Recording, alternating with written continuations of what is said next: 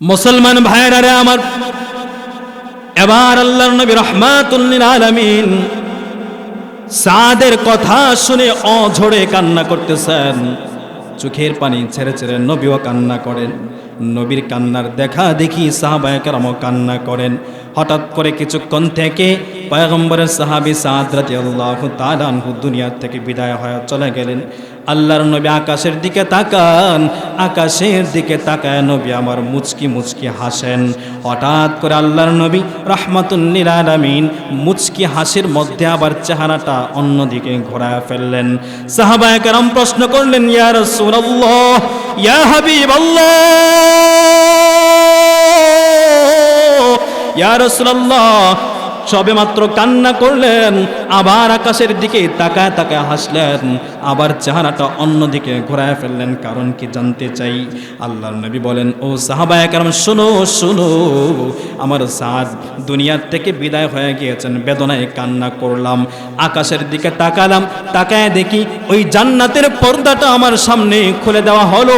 ওই জান্নাতের ভেতরে আমি তাকায় দেখি এই সাদের প্রতি আমি নবীর ভালোবাসা, সাদ আমি নবীর প্রতি এত পরিমাণে ভালোবাসা, এই ভালোবাসার প্রতি আমার আল্লাহ এত পরিমাণে খুশি হয়ে গেছেন, জান্নাতের হুরপরীরা সাদের রূহটাকে গ্রহণ করার জন্য জোর কদমে তারা জান্নাতের ভেতরে দৌড়াইতে শুরু করে দিল।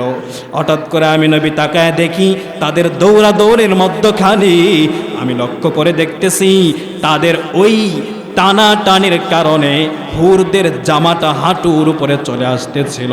এই জন্য আমি নবী রাহমাতুল লিল আলামিন অন্যদিকে চেহারা ঘুরায় ফেললাম। বলেন সুবহানাল্লাহ। মুসলমান ভাইরা রে আমার, এই জন্য মনে রাখতে হবে, এক নাম্বার কারণ আমরা নবীকে ভালোবাসবো কারণ নবীকে ভালোবাসেছেন স্বয়ং আল্লাহ। দুই নাম্বার কারণ আমরা সাহাবায়ে কেরামকে ভালোবাসবো কারণ সাহাবায়ে কেরামকে ভালোবেসেছেন, রাসূলকে ভালোবাসবো কারণ সাহাবায়ে কেরাম আমার নবীকে ভালোবাসছেন। এক নাম্বার উদাহরণ হাদিস থেকে। দুই নাম্বার, সাদের ভালোবাসার প্রমাণই করে আর যদি এই অবস্থা আমাদের হতো, এক লোক বিয়ে করতে পারে না, মেয়ে পায় না, ওই লোক যদি আবার ধনাঢ্য ব্যক্তির মেয়ে, আবার সবচেয়ে সুন্দরী মেয়ে যদি পেয়ে যায়, ওই লোক কি কখনো বিয়ের পিঁড়ি ছেড়ে যুদ্ধে যেত? আপনারা কি করতেন জানি না, আমি হইলে আমার ইমানের যে দুর্বলতা, আমি যেতাম না। এটা আমি আমার ইমান থেকে বলছি। আপনারা হয়তো আমার থেকে বেশি ইমান থাকলে যেতেও পারতেন, কিন্তু আমার ইমানের অবস্থা আমি বলছি, আপনাদেরটা তো আমি জানি না। আমার যে ইমান, আমার মনে হয় এই ইমান নিয়ে আমি যেতাম না। প্যারে হাজিরিন, কোরআন সুন্নাহর এই মুবারক মাহফিলে আপনারা সবাই বসতে পেরে খুশি না বেজার? আরো জোরে খুশি না বেজার? খুশির আওয়াজ আসতে হয় না জোরে হয়? জোরে বলেন। সবাই খুশি তো? আলহামদুলিল্লাহ। কেন খুশি হবেন না? রাসূল বলেন যে দুনিয়ার সভা সমিতি বা কোনো মিটিং মিছিল হলে দুনিয়ার র্যাব বাহিনী, দুনিয়ার আর্মি, দুনিয়ার বিডিআর দিয়ে চতুর্দিকে নিরাপত্তার ব্যবস্থা করা হয়।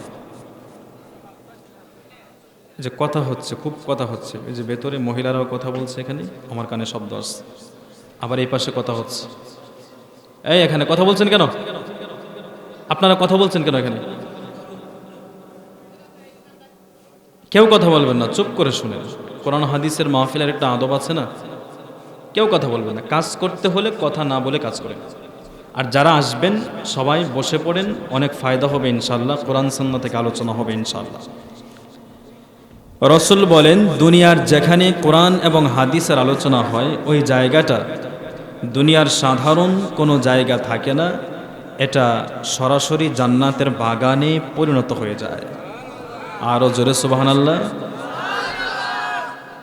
সুতরাং রাসূলের হাদিস অনুযায়ী একথা আমরা নির্দ্বিধায় বলতে পারি যে আমরা জান্নাতের বাগানে বসে আছি, আলহামদুলিল্লাহ। এবং রাসূল বলেন দুনিয়ার সভা সমিতিকে আর্মি, র্যাব বাহিনী, বিভিন্ন বাহিনী দিয়ে নিরাপত্তার ব্যবস্থা করা হয়, আর কোরআনের এই সভাকে সরাসরি নিরাপত্তার ব্যবস্থা করা হয় আল্লাহর তৈরি নূরের ফেরেশতাদের মাধ্যমে। আরো জোরে কোন সুবহানাল্লাহ। সরাসরি আল্লাহ তখন ফেরেশতাদেরকে জিজ্ঞেস করেন, ও ফেরেশতারা, আমার বান্দারা আরামের ঘুম বাদ দিয়ে বিবি বাচ্চাকে বাসায় রেখে এখানে এসে বসে আছে, তারা কি চায়?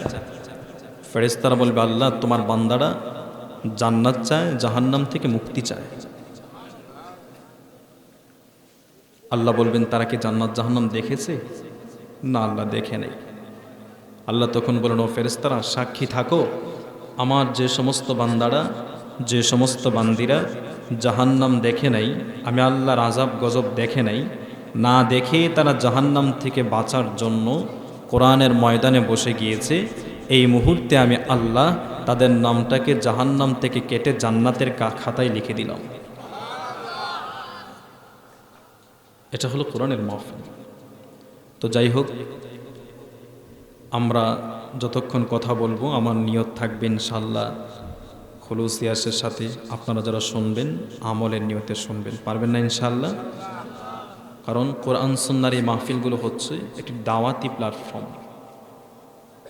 এটা একটি দাওয়াতি প্ল্যাটফর্ম। এখান থেকে আপনারা জ্ঞান অর্জন করবেন, জ্ঞান অর্জন করে ওলামায়ে কেরামের জবান থেকে মূল্যবান নসিহত শুনে শুনে বাড়িতে যাবেন, আমল করবেন, এটাই তো।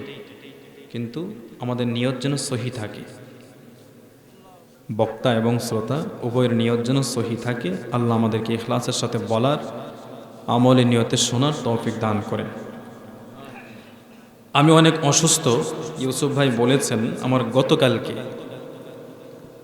গত 3 দিন টানা প্রোগ্রাম ছিল কুষ্টিয়া, ঝিনাইদহ, যশোরে। গতকালকে লাস্ট প্রোগ্রাম ছিল ঝিনাইদহ। তো ঝিনাইদহ থেকে রওনা দিলে মোটামুটি বানিয়াচং পর্যন্ত আসতে 14-15 ঘন্টা সময় লাগে। যারা জানেন তারা জানেন, অনেক দূর। ভাবলাম সকালে রওনা দিলে এসে মাহফিল ধরতে পারবো না, তাদেরকে বললাম যে আমাকে একটু আগে আগে দিয়ে দেন। আসার পরে তারা বয়ান দিয়েছে, ওইখানে বয়ান শেষ করে রাতেই গাড়িতে উঠেছি। ঢাকায় এসে ঢাকার থেকে আবার 3টার সময়, 3:30টায় সম্ভবত সায়দাবাদ থেকে হবিগঞ্জের গাড়িতে উঠেছি, শায়েস্তাগঞ্জ নামলাম। তো এই হচ্ছে আমাদের অবস্থা। আপনারা তো বছরে 1 দিন অথবা 2 দিন বসে বয়ান শুনেন, আর আমাদেরকে প্রতিনিয়ত কথা বলতে হয়, প্রতিনিয়ত কথা বলতে হয়, প্রতিদিন কথা বলতে হয়, বিভিন্ন জায়গায় গাড়িতে ঘুরতে হয়, চলতে হয়, বিভিন্ন মানুষের সাথে দেখা করতে হয়। তো ওই ব্যস্ততার মাধ্যমেও আল্লাহ তাআলা দ্বীনের সাথে লাগিয়ে রেখেছেন, এটা আল্লাহর একটা নিয়ামত। এজন্যে এত দূর থেকে কষ্ট করে আসলাম, আপনাদেরকে যদি কিছু দিতে না পারি, আর আপনারাও যদি আমাদেরকে দাওয়াত করে এনে কোনো কিছু শিখতে না পারেন, তাহলে আপনাদের মাহফিলের আয়োজন করা, আমাদের গাড়ি চড়ে এত দূর পর্যন্ত আসা, এই দীর্ঘ সময় পর্যন্ত গলা ফাটিয়ে চিল্লানো, সব কিছুই বৃথা। কথা বলেন ঠিক কিনা?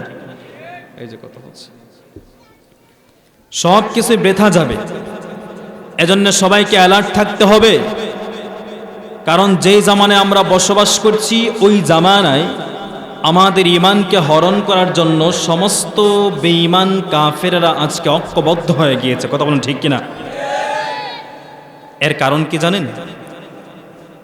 এর কারণ হচ্ছে মুসলমানরা আজকে শান্তির ঘুম ঘুমাচ্ছে, ওই ফাঁকে বেঈমান কাফেররা তাদের মাথায় কাঁঠাল ভেঙে ভেঙে খাচ্ছে, আমরা টের পাচ্ছি না। এই জন্যই তো দেখেন না, তারা বিভিন্ন সময়ে বিভিন্ন অপসংস্কৃতি মুসলমানের সন্তানদের ভেতরে ঢুকিয়ে দেয়। বিভিন্ন সময়ে বিভিন্ন অপসংস্কৃতি কখনো পোশাকের নামে ঢুকিয়ে দেয়, নারীদের মধ্যে নগ্ন পোশাকের ছড়াছড়ি, কখনো আবার মোবাইলে ইন্টারনেটে গেমসের মাধ্যমে ঢুকিয়ে দেয়, কখনো আবার বিভিন্ন মিউজিকের মাধ্যমে অপসংস্কৃতি ঢুকিয়ে দেয়। এক কথায় মুসলমানদের ঈমানকে নষ্ট করার জন্য বেঈমান কাফেরেরা যেই পদক্ষেপ যেভাবে যেভাবে নেয়ার দরকার সেভাবেই মুসলমানদের মধ্যে ঢুকিয়ে দিচ্ছে। কথা বলুন ঠিক কিনা? কিন্তু আপনাকে আমাকে সজাগ থাকতে হবে। আপনি মুসলমানের সন্তান ভুলে গেলে চলবে না। আমরা তো সে ওমরের সন্তান, সেটা ভুলে গেলে চলবে না।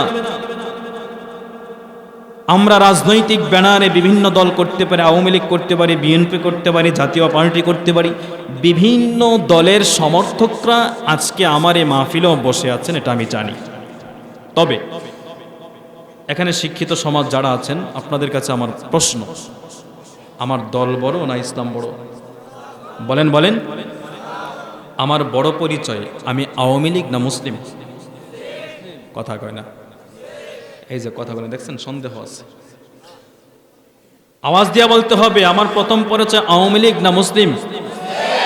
প্রথম পরিচয় বিএনপি না মুসলিম? প্রথম পরিচয় জাতীয় পার্টি না মুসলিম? মুসলিম।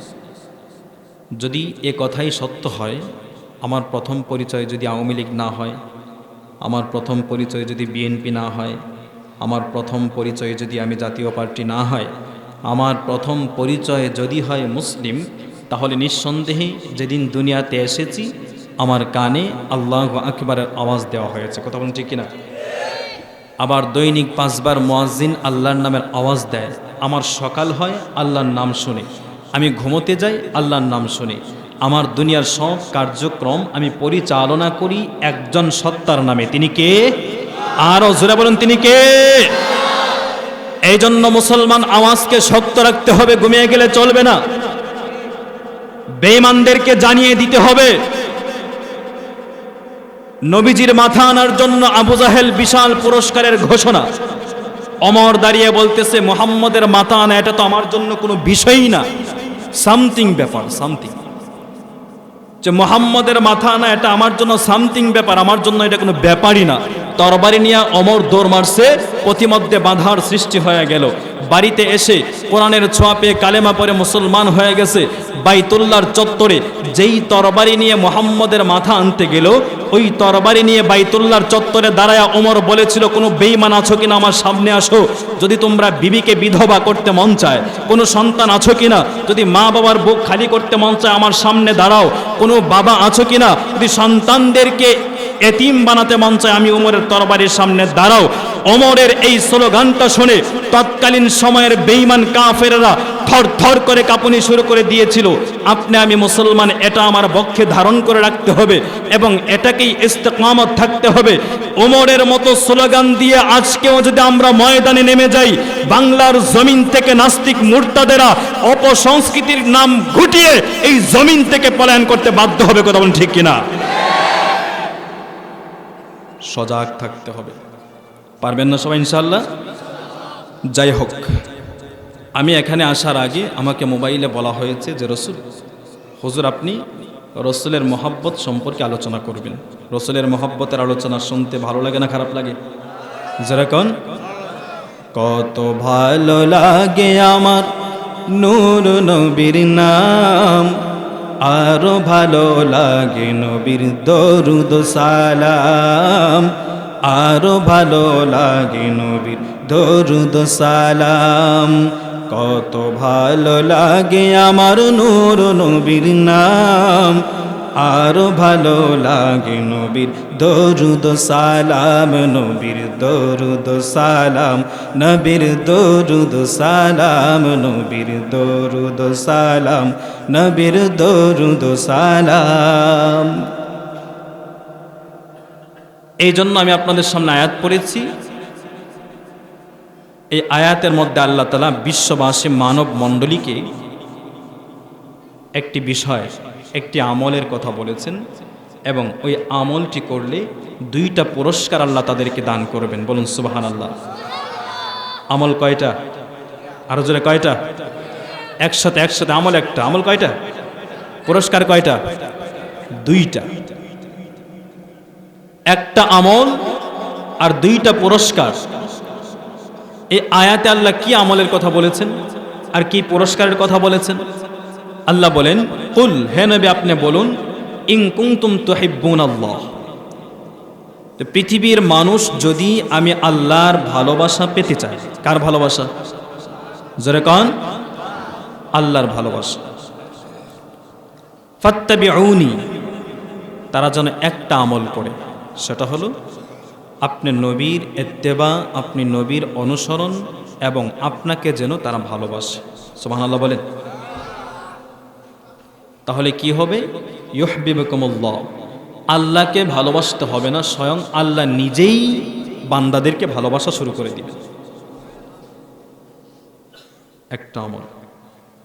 এবার আপনাদের কাছে আমার প্রশ্ন, আপনারা কি আল্লাহকে ভালোবাসতে চান? জোরে কোন আল্লাহকে ভালোবাসতে চান? এই পৃথিবীর সবাই চায় আল্লাহকে ভালোবাসতে, সবাই চায়। এমন কোনো মানুষ পৃথিবীতে নাই যে মানুষটা আল্লাহকে ভালোবাসতে চায় না, সবাই চায়। দেখবেন রাস্তার মোড়ে মোড়ে কিছু লোক পাওয়া যায়, লাল শালু গায়ে পড়ে, মাথায় লম্বা একটা জট রেখে, গাঞ্জার পট একটা পিঠে ঝুলিয়ে রাস্তায় রাস্তায় হাঁটে, দাড়ি মোষ সব একাকার হয়ে গেছে। তাকে যদি জিজ্ঞেস করা হয় তোমার এই অবস্থা কেন বলো, সে জবাবে বলবে যে আমি আল্লাহ পেতে চাই। ঠিক কিনা?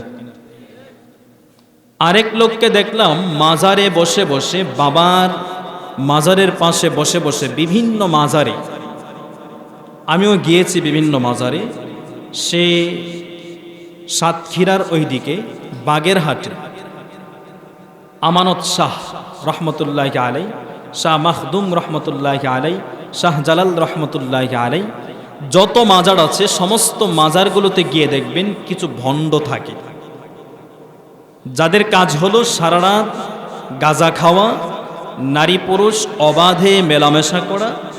তাকেও যদি জিজ্ঞেস করেন, আমি নিজে জিজ্ঞেস করেছি যে বাবা এই অবস্থা আপনার কেন, বলে শরীয়তের মোল্লারা তো আল্লাহ খুঁজে পাবে না, এজন্য আল্লাহ পাওয়ার জন্য আমরা এই পথ ধরে নিয়েছি। নাউজুবিল্লাহ বলেন। ওরে বাবা, কিছুদিন পরে আবার গেলাম, সে খুলনার একটা জায়গা আছে পাইকগাছা নাম, ওইখানে গিয়ে দেখি এক লোকের গায়ে কাপড় নেই, শরীরেও কাপড় নাই, পরনেও কাপড় নাই, কোথাও কাপড় নাই, একদম ল্যাংটা। অবাক হয়েছেন? আছে কিন্তু একদম ল্যাংটা। দেখলাম চতুর্দিকে তার লোকজন ঘেরাও করে ধরে আছে। তখন আমি বললাম যে আমি একটু যাব, দেখবো। বলে না, বাবার কাছে যাওয়া যাবে না। কেন? যে বাবার ভেতরে মাল আছে। বললাম যে মাল কি আছে না আছে সব তো দেখাই যাচ্ছে, দূর থেকেই তো দেখতে পারতেছি। তো তাকেও যদি আপনি প্রশ্ন করেন যে তোমার এই অবস্থা কেন, সেও জবাবে বলবে যে আমি আল্লাহ পেতে চাই। আরেক দল দেখবেন নামাজ পড়ে না, রোজা রাখে না, শরীয়ত মানে না, ইসলাম মানে না, সময় পেলে মসজিদ মাদ্রাসার বিরোধিতা করে, ইমামের বিরোধিতা করে, মারেফতের সম্রাট নাম দিয়ে বসে আছে, বলে যে আমিও আল্লাহ পেতে চাই। বলুন তো, নামাজ ছাড়া কি কখনো মারেফত অর্জন করা যাবে? জোরে বলেন, যাবে? সুতরাং বোঝা গেল নামাজ ছেড়ে দিয়ে যারা মারেফত অর্জন করতে চায়, এটা মারেফত নয়, মারেফত নয়, এটা হচ্ছে মরার পথ। কি পথ? মরার পথ। তার মানে পৃথিবীতে সবাই আল্লাহ পেতে চায়। আপনারাও চান? আপনারাও চান? কারা কারা চান হাতটা দেখান তো। মাশাআল্লাহ, সবাই আল্লাহ পেতে চান? সবাই চান তো? হ্যাঁ, তবে আমাদের চাওয়া আর তাদের চাওয়ার মধ্যে আকাশ আর জমিনের তফাৎ। তারা চায় ভণ্ডামি করে, আর আমরা আল্লাহ চাই আল্লাহ যেভাবে বলেছেন সেভাবে। তো আল্লাহ কি বলেছেন? কুল ইন কুনতুম তুহিব্বুনাল্লাহ, কুল ইন কুনতুম তুহিব্বুনাল্লাহ ফাত্তাবিউনি ইউহিব্বুকুমুল্লাহ। আল্লাহ বলেন, তোমরা যদি আল্লাহ পেতে চাও, লাল শালু পরে আল্লাহ পাওয়া যাবে না, গাঁজা খেয়ে আল্লাহ পাওয়া যাবে না, নামাজ না পড়ে মারেফতের স্লোগান দিয়ে আল্লাহ পাওয়া যাবে না। আল্লাহ যদি পেতে হয়, তাহলে সর্বপ্রথম যে আমলটা আপনাকে আমাকে করতে হবে, সেটা হলো আপনাকে আমাকে সর্বপ্রথম ভালোবাসতে হবে, ইত্তেবা করতে হবে একজন মহামানবকে। বলুন তো, সেই মহামানবের নাম কি? মুহাম্মদ। বলুন, সেই মহামানবের নাম কি? মুহাম্মদ সাল্লাল্লাহু আলাইহি ওয়াসাল্লাম। তাহলে প্রশ্ন ক্লিয়ার তো? আল্লাহকে পেতে হলে কাকে ভালোবাসতে হবে? নবীকে। কাকে? জোরে বলুন, কাকে? নবীকে ভালোবাসতে হবে। এবার প্রশ্ন হলো যে আমরা নবীকে ভালোবাসবো কেন? আমি ওনাকে ভালোবাসি, কথার কথা, একটা কারণ থাকতে হবে না যে আমি হুজুরকে ভালোবাসলাম, কেন ভালোবাসলাম? আপনি আপনার মাকে ভালোবাসেন, কেন ভালোবাসেন? আপনি আপনার স্ত্রীকে ভালোবাসেন, কেন ভালোবাসেন? আপনি আপনার ভাইকে ভালোবাসেন, কেন ভালোবাসেন? কারণ আছে না? যেরকম কারণ আছে না? কারণ আছে। তো আল্লাহকে আমরা ভালোবাসবো তিন কারণে। কয় কারণে? রসুলকে ভালোবাসবো তিন কারণে। কয় কারণে? অনেক কারণ থাকতে পারে, আমি আমার ক্ষুদ্র জ্ঞানে গবেষণা করে তিনটা কারণ বের করেছি আল্লাহকে রসুলকে ভালোবাসার তিনটা কারণে। কয়টা কারণ? প্রথম কথাগুলো আমি বারবার রিপ্লাই করাইছি এজন্য যেন পরবর্তী আলোচনাটা বুঝতে আপনাদের সহজ হয়। এজন্য শুরুর দিকে আমি বারবার আপনাদেরকে জপাচ্ছি, একটু কষ্ট হলেও বলেন আমার সাথে। রসুলকে ভালোবাসবো তিন কারণে। কয় কারণে? একসাথে পেছনের ভাইয়েরা, কয় কারণে? এক নম্বর কারণ, রসুলকে ভালোবেসেছেন স্বয়ং আমার আল্লাহ, সুবহানাল্লাহ বলেন। এজন্য আমরা রসুলকে ভালোবাসব। দুই নম্বর কারণ, রসুলকে ভালোবেসেছেন সাহাবায়ে কেরাম। আর সাহাবায়ে কেরামের ব্যাপারে রসুল বলেছেন আসহাবি কান নুজুম, আমার সাহাবায়ে কেরাম হলো তোমাদের মধ্যে নক্ষত্রের মতো। আমি নবী দুনিয়াতে থাকবো না, সাহাবিদেরকে তোমরা অনুসরণ করে করে যদি চলো, আমি রসুলকেই অনুসরণ করা হয়ে যাবে। তাহলে দুই নম্বর কারণ হলো আমরা রসুলকে ভালোবাসবো, রসুলকে ভালোবাসতেন সাহাবায়ে কেরাম, ঠিক আছে। তিন নম্বর হলো আমরা রসুলকে কেন ভালোবাসবো? রসুলকে ভালোবাসতেন তামাম দুনিয়ার যত মাখলুকাত আছে সবাই, এই জন্যে আমরা রসুলকে ভালোবাসবো, সুবহানাল্লাহ বলেন। তিনটা কারণে মনে রাখতে পারবেন তো ইনশাআল্লাহ? এক নাম্বার, রসুলকে ভালোবেসেছেন আল্লাহ। রসুলকে কে ভালোবেসেছেন? আল্লাহ। দুই নাম্বার, রসুলকে ভালোবেসেছেন সাহাবায়ে কেরাম। তিন নাম্বার, রসুলকে ভালোবেসেছেন তামাম দুনিয়ার সমস্ত মাখলুকাত। এই তিনটা কথা মনে রাখতে পারবেন না ইনশাআল্লাহ? এবার আসুন আল্লাহ রসুলকে কি পরিমাণ ভালোবাসতেন কোরআন থেকে দুইটা উদাহরণ পেশ করি।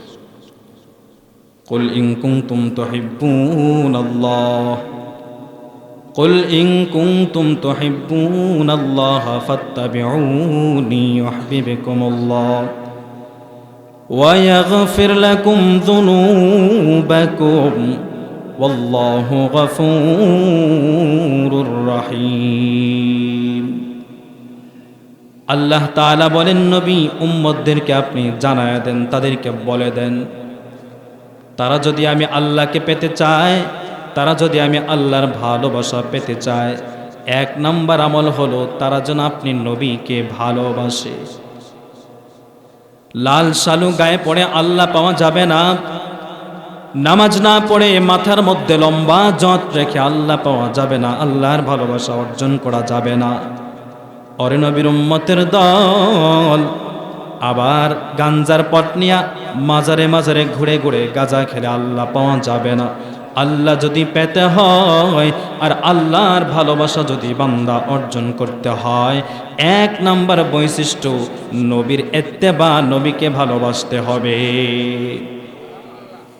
নবীকে আমরা কেন ভালোবাসবো? কারণ নবীকে ভালোবেসেছেন কে? আরো জোরে বলুন, কে? আল্লাহ নবীকে ভালোবেসেছেন এবং নবীকে ভালোবাসার আদেশ করেছেন, এই জন্য আমরা নবীকে ভালোবাসবো। এবার বোঝার বিষয় হলো আল্লাহ আমার নবীকে কি পরিমাণে ভালোবাসতেন, কেমন ভালোবাসতেন। একটা উদাহরণ আমি কোরআন থেকে পেশ করি। পয়গম্বর আদম আলাইহিস সালামের নাম শুনেছেন সবাই? কি হন আমাদের আব্বা? আমাদের কি লজ্জা লাগে? কেউ কয় না আদম নবী আমাদের বাবা, এই কথাটা বলতে লজ্জা আছে? একসাথে কোন আদম নবী আমাদের কি হন? আব্বা। বাঙালি ভাষায় কোন কি হন? এই যে পেছনের ভাইরা কোন, আপনাদের লজ্জা লাগে নাকি? আরে মেয়ে দুনিয়াতে তো তার জন্যই আসতেন, আদম নবীকে আব্বা বলতে সমস্যা আছে? মাজারে গিয়ে আব্বা ডাকেন, বাবারে পীরেরে যায় আব্বা ডাকেন, আদম নবীর আব্বা ডাকতে সমস্যা আছে আপনার? আদম নবী আমাদের কি হন? আব্বা। মনে থাকবে? আমাদের বাবা আদম আলাইহিস সালামকে আল্লাহ তাআলা বানানোর পরে আমার আল্লাহ জানায় দিলেন, জান্নাতের ভেতরে আমার আল্লাহ বাবা আদম আলাইহিস সালামকে পাঠায় দিলেন। জান্নাতের ভেতরে বাবা আদম আলাইহিস সালামকে পাঠানোর পর আল্লাহ তাআলা একটা অর্ডার দিলেন, আর বললেন লা তাকরাবা হাদিহি শাজারা ও আদম, জান্নাতের ভেতরে তোমাকে পাঠায়া দিলাম, জান্নাতের সব নাজ নিয়ামতগুলো তুমি ভোগ করো, জান্নাতের যেখানে মন চায় সেখানে যাও, ঘুরে বেড়াও, কোনো সমস্যা নাই। লা তাকরাবা হাদিহি শাজারা, তরে সাবধান সাবধান, ওই যে একটা গাছ দেখা যায় ওই গাছের নিকটে তুমি কখনো যাইবা না। পয়গম্বর আদম আলাইহিস সালাম আর আমাদের সকলের মা আম্মা জান হাওয়া আলাইহাস সালাম দুইজনে মিলে শয়তানের ধোঁকায় পড়ার পর ওই গাছের নিকটে চলে যান। গাছের নিকটে যাইয়া ক্ষান্ত থাকেন নাই, ওই গাছ থেকে একটা ফল ভক্ষণ করলেন। আল্লাহর কি কারিশমা শুরু হয়ে গেল। ফলটা ভক্ষণ করার সাথে সাথে জান্নাতি পোশাকটা আমাদের আব্বা আম্মা দুজনের শরীর থেকে খুলে পড়ে যায়। বাবা আদম আলাইহিস সালাম কান্নার আওয়াজ, আম্মা জান হাওয়া আলাইহাস সালাম কান্না করেন আর বলেন নিজের উপরে জুলুম করে ফেললাম, এখানেই তো শেষ নয়। আমার আল্লাহ বলেন ও আদম যাও যাও, জান্নাত থেকে তোমরা স্বামী স্ত্রী উভয় বের হয়ে যাও। বাবা আদম আলাইহিস সালাম এবং আম্মা জান হাওয়া আলাইহাস সালামকে আল্লাহ তাআলা জান্নাত থেকে বের করে দিলেন। দুনিয়ার দুই জমিনে দুইজনকে পাঠালেন, দুইজনকে দুনিয়ার দুই প্রান্তে পাঠিয়ে দিলেন, এক জায়গায় না। দুইজনকে পাঠিয়ে দিলেন। আদম আলাইহিস সালাম কান্না করতেছেন, মা হাওয়া আলাইহিস সালাম কান্না করতেছেন। কান্না করে করে করে করে চোখের পানি ঝরান আর বলেন আল্লাহ বুঝতে পারি নাই, ক্ষমা করে দাও, বুঝতে পারি নাই, ক্ষমা করে দাও। সুবহানাল্লাহ বলেন। তাআলা চাইলে তো পয়গম্বর আদম আলাইহিস সালামকে ক্ষমা করতে পারতেন, কিন্তু আমার আল্লাহ বলেন না না, এমনিতেই ক্ষমা করলে চলবে না, কারণ আমি আল্লাহর উদ্দেশ্য হলো আমার নবী মুহাম্মদকে তোমার সামনে পরিচিত করা। পয়গম্বর আদম আলাইহিস সালাম তাফসীরের কিতাবে লেখা হয় দীর্ঘ 300 বছর পর্যন্ত কান্না করার পর হঠাৎ করে তার মাথায় একটা চিন্তা আসলো। হঠাৎ করে তার মাথায় একটা চিন্তা আসলো, আহারে 300 বছর পর্যন্ত কান্না করলাম, আল্লাহ তো ক্ষমা দেয় না, কি করা যায় নাকি আবার জালেম হয়ে গেলাম। হঠাৎ করে পয়গম্বর আদম আলাইহিস সালাম চক্ষু দুইটা বন্ধ করে আল্লাহর কাছে বলতেছে আল্লাহ আমাকে শেষবারের মতো একটা সুযোগ দাও। আমার আল্লাহ বলেন ওরে আদম 300 বছর কান্না করলি, সুযোগ কি আরো চাও?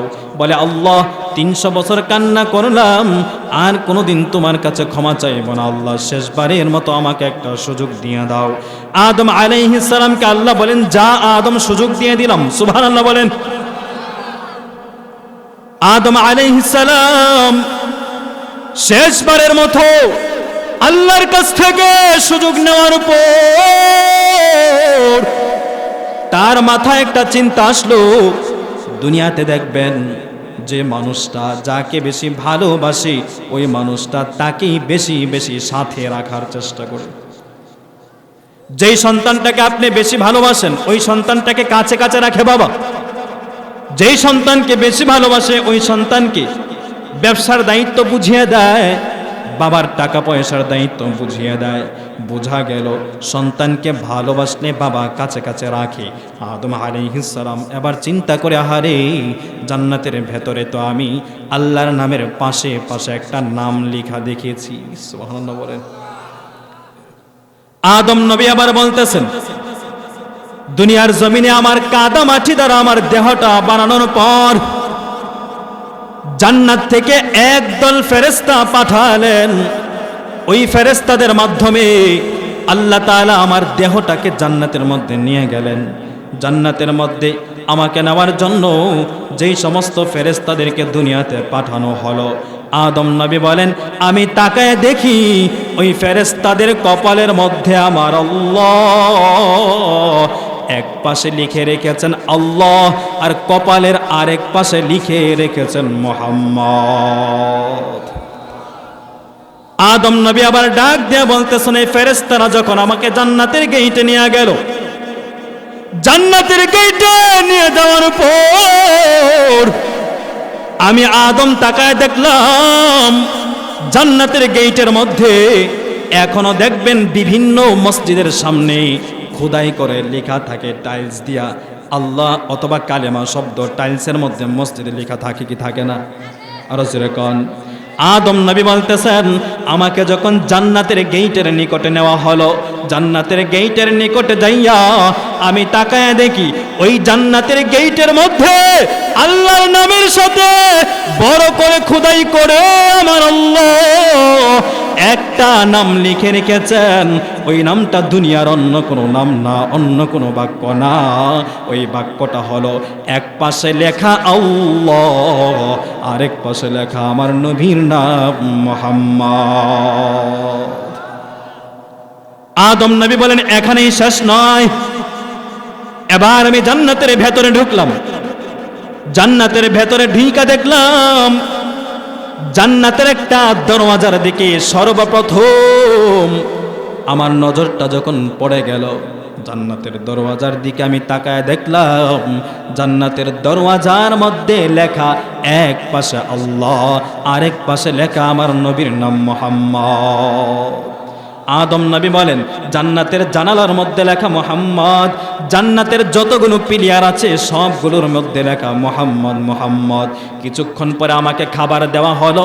খাবার দেওয়ার পরে আমাকে যে প্লেটের মধ্যে নাস্তা প্রদান করা হলো, ওই প্লেটের মধ্যে তাকায় দেখি মুহাম্মদ, আর যেই খাবারটা আমাকে দেওয়া হলো খাবারের গায়েও লেখি মুহাম্মদ। খাবার দাবার খেয়ে জান্নাতের ভেতরে আমি ঘুরতে গেলাম, জান্নাতের বড় বড় গাছগুলো আমি দেখতে লাগলাম। অবাক করা কাণ্ড, আমি তাকে দেখি ওই জান্নাতের ভেতরে আমার আল্লাহ এমন বড় বড় গাছ রেখেছেন, আর ওই গাছের সবগুলো পাতা এক পাশে লেখা আল্লাহ, আরেক পাশে আমার নবীর নাম লেখা মুহাম্মদ।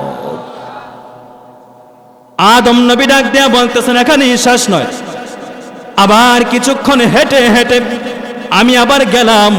কিছু দূর যাওয়ার পরে তাকায়া দেখতেছি জান্নাতের মধ্যে আল্লাহ তাআলা কিছু ফলের গাছ রেখেছেন। ফলের গাছ, দুনিয়ার ফলের গাছের গোড়া থাকে নিচে, মাথা থাকে উপরে, আর জান্নাতের ফলের গাছের গোড়া থাকবে উপরে, মাথা থাকবে নিচে। আদম নবী বলতেছেন, দেখলাম হঠাৎ করে কোথার থেকে একটা মৃদু বাতাস আসলো, মৃদু বাতাস, হালকা বাতাস।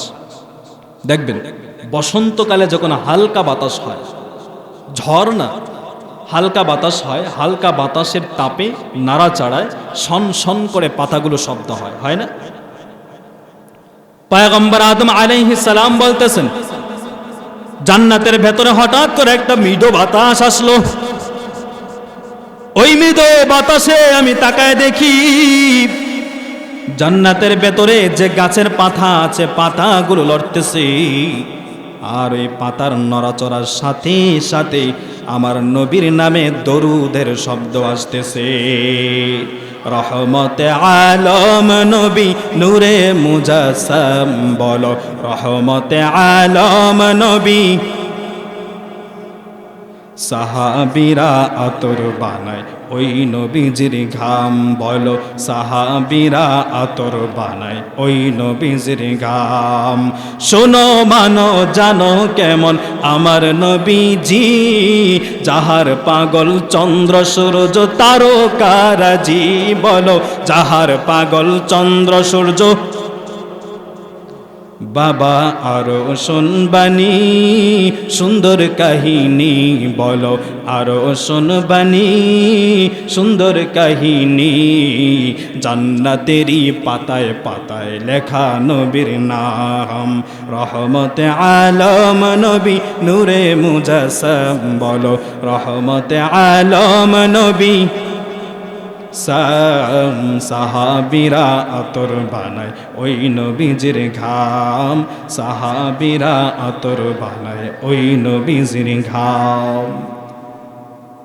আদম নবী জান্নাতের ভেতরে সব জায়গায় আমার নবীর নাম দেখে দেখে তিনি নিশ্চিত হয়ে গিয়েছেন যে নিশ্চয়ই মুহাম্মদ আল্লাহর কোনো পেয়ারা বান্দা হবে। সুবহানাল্লাহ বলেন না। পয়গম্বর আদম আলাইহিস সালাম বলতেছেন, আল্লাহ ও মালিক, 300 বছর পর্যন্ত কান্না করলাম, নিজের যোগ্যতায় কান্না করলাম, এবার 300 বছর পর আপনার কাছে একটা ওসিলা ধরে ক্ষমা চাই। সে ওসিলাটা হলো জান্নাতের ভেতরে আমি আপনার নামের সাথে যেই নামটা বারবার লেখা দেখলাম ওই নাম মুহাম্মদ, মুহাম্মদের ওসিলায় তুমি আমাকে ক্ষমা করে দাও। এবার আমার আল্লাহ ডেকে বলে, ওরে আদম, 300 বছর পর্যন্ত তোকে কান্না করতে হতো না। জান্নাত থেকে যেই দিন আমি তোকে বের করে দিলাম ওই দিন যদি তুই আমার নবীর নামটা ধরে ক্ষমা চাইতি, ওই দিন যদি আমার নবী মুহাম্মদের নামটা নিয়ে ক্ষমা চাইতি, 300 বছর তোকে কান্না করতে হতো না। ওই দিনে আমি আল্লাহ তোর সমস্ত ভুলগুলোকে ক্ষমা করে ধুয়ে মুছে আমি আল্লাহ আমার নবীর খাতিরে তোর সব ভুলগুলোকে ক্ষমা করে দিতাম। কৌনैन का मुख्तार खुदा तुमको बनाया, कौनैन का मुख्तार खुदा तुमको बनाया, उम्मत का निगहबान खुदा तुमको बनाया, उम्मत का निगहबान खुदा तुमको बनाया। मौला मेरा आका मेरा रहमत की नबी है, मौला मेरा आका मेरा रहमत की नबी है, तजदार मदीना है तुम्हारे अरबी है, तजदार मदीना है तुम्हारे अरबी है। ভাইয়ের আমার, তো বুঝতে পারছেন আবার আল্লাহ রসুলকে কি পরিমাণ ভালোবাসতেন। আদম নবী বলে, আল্লাহ 300 বছর কান্না করলাম নিজের যোগ্যতায়, নিজের যোগ্যতায় 300 বছর কান্নাম, আমার নিজের ওসিলায় ক্ষমা চাইলাম, আজকে আমি মুহাম্মদের ওসিলায় ক্ষমা চেয়েছি, ক্ষমা করে দাও। আল্লাহ বলেন, আদম রে 300 বছর তোকে কান্না করতে হতো না। জান্নাত থেকে যেই দিন আমি আল্লাহ তোকে বের করে দিয়েছিলাম ওই দিন যদি আমার নবীর ওসিলায় ক্ষমা চাইতি, ওই দিনই আমি আল্লাহ তোর গুনাহকে ক্ষমা করে দিতাম। সুবহানাল্লাহ। তাহলে আমরা কি বলেছিলাম? নবীকে কেন ভালোবাসবো? নবীকে ভালোবাসতেন আল্লাহ। নবীকে কে ভালোবাসতেন? কথা মনে আছে তো?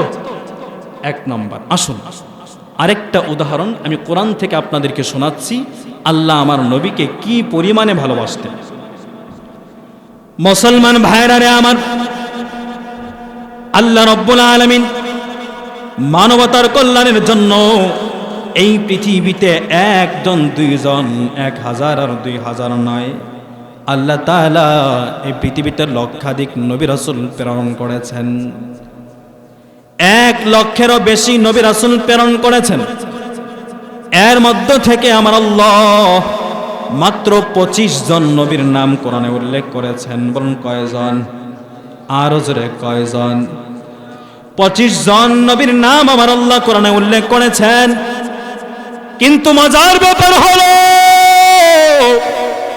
25 জন নবীর নাম আমার আল্লাহ কোরআনে উল্লেখ করার পর আল্লাহ তাআলা 25 জন নবীকে আল্লাহ কোরআনে সব জায়গায় নাম ধরে ধরে আমার আল্লাহ ডেকেছেন। পয়গম্বর আদম আলাইহিস সালামকে আল্লাহ তাআলা ডাকার প্রয়োজন হলো, বললেন ইয়া আদম উসকুন আনতা ওয়া যাওজুকাল জান্নাহ। পয়গম্বর মূসা আলাইহিস সালামকে আল্লাহ তাআলা ডাকার প্রয়োজন, আল্লাহ বললেন ইয়া মূসা। পয়গম্বর ঈসা আলাইহিস সালামকে আল্লাহ তাআলা ডাকার প্রয়োজন, আল্লাহ বললেন ইয়া ঈসা। পয়গম্বর ইয়াহইয়া আলাইহিস সালামকে আল্লাহ তাআলা ডাকার প্রয়োজন, আল্লাহ বলেন ইয়া ইয়াহইয়া। পয়গম্বর ইয়াকুব আলাইহিস সালামকে আল্লাহ ডাকার প্রয়োজন, আল্লাহ বলেন ইয়া ইয়াকুব। লক্ষাধিক নবী রাসূলের আল্লাহ মানবতার কল্যাণে দুনিয়াতে পাঠিয়েছে। নবী রাসূলরা দুনিয়াতে এসে এসে মানবতার কল্যাণে জাতির কাছে ঘুরে ঘুরে জাতিকে কালেমার দাওয়াত দিয়ে দিয়ে আল্লাহ তাআলার এই জমিনটাকে কালেমার আওয়াজ দিয়ে সাজিয়ে দিয়েছেন। এদিকে তাকান, আপনারা এদিকে তাকালেন কেন? বয়ান কি এখানে হচ্ছে? এখানে হচ্ছে? আপনারা কথা শুনছেন আমার দিকে না তাকালে তো আমারও মনোযোগ নষ্ট হয়ে যাবে। কি বললাম? লক্ষাধিক নবী রাসূল প্রেরণ করার পরে মাত্র কয়জন নবীর নাম কোরআনে এনেছেন? পেছনের ভাইরা কয়জন? একসাথে কয়জন? এগুলো হচ্ছে আপনাদের বেসিক নলেজ। সব কথা তো আর বাড়িতে নিয়ে যেতে পারবেন না, কিছু কিছু কথা তো নিয়ে যেতে হবে, ঠিক না? কয়জন নবীর নাম কোরআনে আসছে? একসাথে বলুন, কয়জন? 25 জন। মনে থাকবে না কথাটা? তো 25 জন নবীর নাম কোরআনে উল্লেখ করার পরে আল্লাহ তাআলা সমস্ত নবীদেরকে নাম ধরে ধরে, নাম ডেকে ডেকে, ইয়া আদম, হে ইব্রাহিম, হে মূসা, হে ঈসা, এইভাবে আল্লাহ ডেকেছেন। কিন্তু আমার আপনার নবীর নামও আল্লাহ কোরআনে এনেছেন। কোরআনের সূরায়ে ফাতিহা থেকে শুরু করে, ফাতিহার হালিফ বা হামজা থেকে শুরু করে সূরায়ে নাসের সিন পর্যন্ত পবিত্র কোরআনটা আপনি তন্ন তন্ন করে পৃষ্ঠায় পৃষ্ঠায়, লাইনে লাইনে, কাতারে কাতারে, শব্দে শব্দে, এমনকি মাইক্রোসফট লাগিয়েও যদি তালাশ করেন, আমার নবীকে আল্লাহ কোরআনে কোথাও নাম ধরে ধরে ডাকেননি, বরঞ্চ আমার নবীর সম্মানসূচক উপাধি দিয়ে দিয়ে আল্লাহ ডেকেছেন। সুবহানাল্লাহ বলেন। সুবহানাল্লাহ। তাহলে বোঝা গেল আল্লাহ আমার নবীকে কি পরিমাণে ভালোবাসতেন। অথচ এই পৃথিবীতে যত নবী রাসূল এসেছেন, যত আম্বিয়া আলাইহিমুস সালাম দুনিয়াতে এসেছেন, সমস্ত নবীরা কিন্তু সর্বদা ওয়াল টাইম আমার আল্লাহকে খুশি করার জন্য পাগল ছিল। বাবা আদম 300 বছর কান্না করলেন আল্লাহকে খুশি করার জন্য। ইব্রাহিম ফেরাউনের নমরুদের আগুনে ঝাঁপ দিলেন আল্লাহকে খুশি করার জন্য। মূসা আলাইহিস সালাম ফেরাউনের হাতে নীল দরিয়া ধাওয়া খেলেন আল্লাহকে খুশি করার জন্য। জাকারিয়া আলাইহিস সালাম ওই দুশমনের কড়াতে দ্বিখণ্ডিত হলেন আল্লাহকে খুশি করার জন্য। আর আমার আল্লাহ বলেন, আমার বন্ধুকে আমি কেমন ভালোবাসি। বন্ধুর মন খারাপ তায়েফে, আমি জিব্রাইল পাঠিয়ে দিই তায়েফে। বন্ধু থাকে হেরা গুহায়, আমি জিব্রাইল পাঠিয়ে দিই হেরা গুহায়। বন্ধু থাকে আম্মাজান আয়েশার কামরায়, আমি জিব্রাইলকে পাঠিয়ে দিই কামরায়। আর বন্ধু থাকে কাবার চত্বরে, আমি জিব্রাইলকে পাঠিয়ে দিই কাবার চত্বরে। আমার বন্ধু মন খারাপ করে করে বসে থাকে, জিব্রাইলকে আল্লাহ বলেন, জিব্রাইল তাড়াতাড়ি যাও, দেখো আমার বন্ধুর মনটা কেন খারাপ। দুনিয়ার সব পয়গম্বররা আল্লাহকে রাজি করার জন্য পাগল, আর আমার আল্লাহ স্বয়ং আমার নবীকে খুশি করার জন্য পাগল। বুঝতে পারছেন আল্লাহ কি পরিমাণ ভালোবাসতেন? বুঝতে পারছেন? ছেড়ে দিলাম। তাহলে আমরা বলেছিলাম নবীকে আমরা 3 কারণে ভালোবাসবো। কয় কারণে? 1 নাম্বার, নবীকে ভালোবাসতেন আল্লাহ, এজন্য আমরা ভালোবাসবো। আমরা 2টা উদাহরণ শুনলাম। 2য় নাম্বার বলেছিলাম নবীকে ভালোবাসতেন সাহাবায়ে কেরাম, এই জন্য আমরা নবীকে ভালোবাসবো।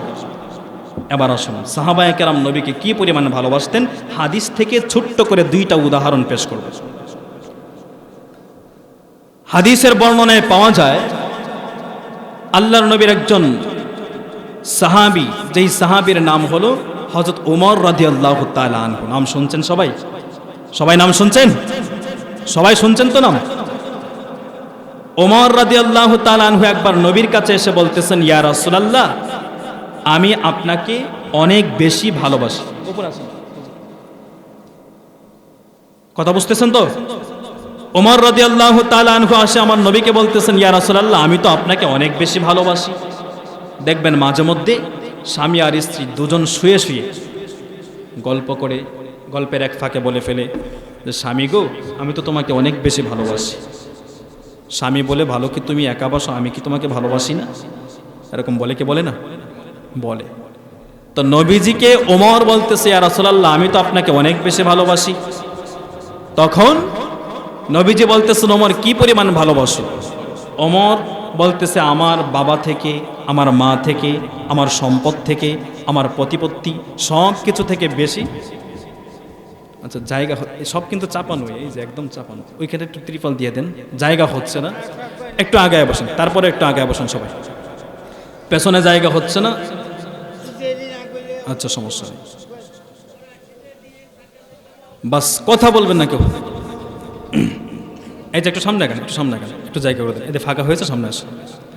লা ইলাহা ইল্লাল্লাহ, লা ইলাহা ইল্লাল্লাহ, লা ইলাহা ইল্লাল্লাহ, লা ইলাহা ইল্লাল্লাহ, লা ইলাহা ইল্লাল্লাহ, লা ইলাহা। তো ওমর রাদিয়াল্লাহু তাআলা আনহু বলতেছেন, ইয়া রাসূলুল্লাহ, আমি আপনাকে অনেক বেশি ভালোবাসি। ওমর, কি পরিমাণ ভালোবাসো? বলতেছেন, আমার মার থেকে বেশি, বাবার থেকে বেশি, সন্তানের থেকেও বেশি, সব কিছুর থেকে বেশি আমি আপনাকে ভালোবাসি। সুবহানাল্লাহ বলেন। রাসূল বলেন, ওমর, এখনো মুমিন হতে পারো নাই। ইয়া রাসূলুল্লাহ, এত ভালোবাসি আপনাকে, এখনো মুমিন হতে পারলাম না, তবে কি করলে আমি মুমিন হতে পারবো আমাকে একটু বলে দেন। সুবহানাল্লাহ বলেন। রাসূল তখন বললেন, ওমর, লা ইউমিনু আহাদুকুম হাত্তা আকুনা হাব্বা ইলাইহি মিন ওয়ালিদিহি ওয়া ওয়ালাদিহি ওয়ান নাসি আজমাইন। যতক্ষণ না পর্যন্ত তোমার মা বাবা, সন্তান সন্ততি, আত্মীয় স্বজন, ধন দৌলত সব কিছু, এমনকি তোমার নিজের নফসের থেকেও আমি নবীকে ভালো না বাসবে, ততক্ষণ পর্যন্ত খাঁটি মুমিন হতে পারবে না। হযরত ওমর বলেন, ওয়াল্লাহি ইয়া রাসূলুল্লাহ, আল্লাহর শপথ করে বলছি, এই মুহূর্ত থেকে আপনাকে আমি আমার নিজের থেকেও বেশি ভালোবাসা শুরু করে দিলাম। আরো জোরে কোন সুবহানাল্লাহ। তাহলে সাহাবায়ে কেরামের ভালোবাসা ছিল এইরকম। তো হাদিসের প্রসিদ্ধ ঘটনা হলো, আল্লাহর নবীর একজন সাহাবী ছিল, যেই সাহাবীর নাম হলো হযরত সাদ রাদিয়াল্লাহু তাআলা আনহু। তো সাদ রাদিয়াল্লাহু তাআলা আনহু একদিন রাসূলের কাছে এসে বলতেছেন, ইয়া রাসূলুল্লাহ, আল্লাহ কি আমাকে জান্নাত দেবেন? সুবহানাল্লাহ বলেন। রাসূল বলেন, সাদ, এটা কেমন কথা বলো? আল্লাহ তোমাকে জান্নাত দেবে না মানে? সাদ বলতেছে, ইয়া রাসূলুল্লাহ, আমার চেহারা ভালো না, টাকা পয়সা নাই, বংশ ভালো না, কোনো মানুষ আমার কাছে মেয়ে বিয়ে দিতে চায় না। রাসূল বললেন, ও সাদ, চেহারা দেখে আল্লাহর দরবারে মানুষ নির্ণয় করা যায় না। ইন্না আকরামাকুম ইনদাল্লাহি আতকাকুম, আল্লাহর কাছে দামি তো হলো ওই বান্দা যার অন্তরে তাকওয়া যত বেশি হবে। তো রাসূল আবার মুচকি হেসে বললেন, সাদ, তুমি কি বিয়ে করতে চাও? সাদ রাদিয়াল্লাহু তাআলা আনহু বলতেছেন, ইয়া রাসূলুল্লাহ, কেউ যদি মেয়ে দিত তাহলে তো করতাম, কিন্তু মেয়ে তো কেউ দিচ্ছে না। কত চেষ্টা করলাম, রিক্সাওয়ালার মেয়েকে প্রস্তাব দিলাম, তাও রাজি হয় না। ভ্যানওয়ালার মেয়েকে প্রস্তাব দিলাম, তাও রাজি হয় না। সর্বশেষ ফকিন্নির মেয়েকেও প্রস্তাব দিলাম, তাও রাজি হয় না। রাসূল বলেন, সাদ, টেনশনের কারণ নেই, তোমাকে এই মদিনার সবচেয়ে ধনাঢ্য এবং সবচেয়ে সুন্দরী মেয়ে, যেই মেয়ের উপাধি হলো হুরে মদিনা, ওই মেয়েকে বিয়ে করায় দেব। সুবহানাল্লাহ বলেন। আর একটু বাড়ান, সাউন্ডটা বাড়ান। তো সাদ, একটু বাড়ান হালকা, সাউন্ডটা বাড়ান, একটু কমালেন কেন? তো সাদ রাদিয়াল্লাহু তাআলা আনহু নিচের দিকে মাথাটা দিয়ে অঝরে কান্না করছে। কান্না করেন। রাসূল বলেন, সাদ, কেন কান্না করো? সাদ রাদিয়াল্লাহু তাআলা আনহু বলতেছেন, ইয়া রাসূলুল্লাহ, এতদিন পর্যন্ত মানুষ আমাকে মস্কারা করত, সহ্য করতে পারতাম, আজকে দেখি আপনিও আমার সাথে মস্কারা শুরু করেছেন। সুবহানাল্লাহ বলেন। সাদ বলতেছেন, কিরে, আমি রাসূল তোমার সাথে মস্কারা করলাম মানে? কিন্তু কথাটা তো এরকম, আপনাদের এলাকার একটা লোক বিয়ে করবে, রিক্সাওয়ালার মেয়েও বিয়ে দেয় না, হঠাৎ যদি হুজুর গিয়ে বলে, যা, টেনশনের কারণ নেই, তোরে প্রধানমন্ত্রী মেয়ে বিয়ে করায় দেব, এটা মস্কারা হইল না? মুসলমান ভাইরা রে আমার, আল্লাহর নবী বলতেছেন, সাদ, মন খারাপের কোনো কারণ নাই। দুনিয়ার মানুষ তোমার সাথে মস্কারা করলেও আমি রাসূল তোমার সাথে মস্কারা করি নাই। রাহমাতুল লিল আলামিন সাদকে বললেন, ও সাদ, মদিনার অমুক এলাকায় চলে যাও, অমুক এলাকায় যাইয়া দেখবা একটা ধনাঢ্য ব্যক্তি আছে যার নাম হাব, তার একটা সুন্দরী মেয়ে আছে, আমি রাসূলের ওসিলা দিয়া, আমি রাসূলের কথা বলে তুমি তাকে বিবাহের প্রস্তাব পেশ করবা। সাদ রাদিয়াল্লাহু তাআলা আনহু ওয়াহাবের বাড়িতে দৌড় মারলেন, কারণ রাসূল তো পাঠিয়েছেন। ওয়াহাবের বাড়িতে যাইয়া, আসসালামু আলাইকুম ওয়া রাহমাতুল্লাহ। ওয়া আলাইকুম আসসালাম ওয়া রাহমাতুল্লাহ। কে যুবক, কি তোমার পরিচয়? বলে, আল্লাহর নবী আমাকে পাঠিয়েছেন আপনার কাছে। বলে, কেন এসেছো? সাদ রাদিয়াল্লাহু তাআলা আনহু কথাটা বলার আগে জুতাটা আগে ভালো করে গোছায় হাতে রাখছে, যদি দৌড়ানি দেয় দৌড় দিতে হবে না। কেন আসছো যুবক, বলো। সাদ রাদিয়াল্লাহু তাআলা আনহু বলতেছেন, আল্লাহর নবী আমাকে পাঠিয়েছেন, আপনার নাকি একটা সুন্দরী মেয়ে আছে, ওই মেয়েটাকে আমার কাছে বিয়ে দেওয়ার জন্য। ওই যুবকের সব কথা আমি ঘরে বসে বসে কানে কানে শুনেছি। সুবহানাল্লাহ বলেন। ও বাবা, যুবকটা তো নিজের প্রস্তাব নিয়ে আসে নাই, রহমাতুল লিল আলামিন তাকে পাঠিয়েছেন।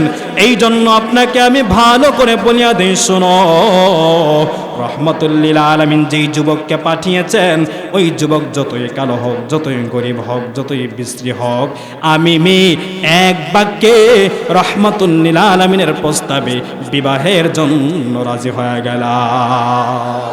আর জোরে বলুন সুবহানাল্লাহ। পয়গম্বরের সাহাবী হযরতে সাদ রাদিয়াল্লাহু তাআলা আনহু দৌড়ায়, নবী আমার দূর থেকে তাকায় তাকায় দেখেন সাদের মুখে মুচকি মুচকি হাসি দেখা যায়। সুবহানাল্লাহ বলেন। নবী আমার বলেন, সাদ কেন হাসো? সাদ বলতেছেন, ইয়া রাসূলুল্লাহ, ছক্কা তো লেগে গেছে। বলে, কি হয়েছে? যে কারণে পাঠিয়েছিলেন কারণ তো হয়ে গেছে। নবী বুঝতে কোনো বাকি নাই যে বিবাহের জন্য রাজি হয়ে গেছে। নবী আবার বলতেছেন, সাদ, বিবাহের জন্য রাজি হলেই তো চলবে না, মেয়ের জন্য বাজার করতে হবে, সদাই করতে হবে, গহনাপাতি কিনতে হবে, তোমার কাছে টাকা আছে নাকি দাও। সাদ আবার ডাক দেয়া বলতেছেন, ইয়া রাসূলুল্লাহ, আমাকে উপর করলে যা, চিৎ করলেও তা, কাত করলেও তা, আমার জামা করলেও যা, পাঞ্জাবি করলেও তা, আপনি নিজেই তো জানেন আমার কিছু নাই। সুবহানাল্লাহ বলেন। নবী আবার বলতেছেন, বিয়ে তো করায় দিলাম, দিয়ে তো বিপদে পড়লাম আমি, মেয়ে না বিবাহ ব্যবস্থা করে দিলাম, টাকা আবার কোত্থেকে দেবো? কারণ আমার রসুলের ঘরেই তো একদিন, 2 দিন, 3 দিন, 4 দিন, 5 দিন, সপ্তাহকে সপ্তাহ চলে যেত, আমার দয়াল নবীর চুলায় আগুন জ্বলতো। রসুল বলেন, মেয়ে তো দিলাম, এবার টাকা দেবো কোত্থেকে? আচ্ছা ঠিক আছে, দাঁড়াও। রসুল তার একজন সাহাবী এবং রসুলের 2 মেয়ের জামাই, যাকে বলা হতো যুন্নুরাইন, উসমানকে ডাকলেন আর বলেন, উসমান, তুমি সাদের বিবাহের সমস্ত খরচাগুলো দিয়ে দাও। সুবহানাল্লাহ বলবেন না? ইয়া রাসূলুল্লাহ, ঠিক আছে, আমি সাদের বিবাহের সমস্ত খরচা দিয়ে দিলাম। সাদ রাদিয়াল্লাহু তাআলা আনহু এবার বিবাহের খরচা নিয়ে বাজারে চলে গেলেন বিবির জন্য সদাই করতে। কাপড় চোপড় সব কিনলেন, সদাই পাতি সব কিনলেন। মুসলমান ভাইরা আমার, লক্ষ্য করে দিলটাকে নরম করে দিয়ে শুনেন, সাহাবায়ে কেরাম আমার নবীকে কি পরিমাণে ভালোবাসতেন।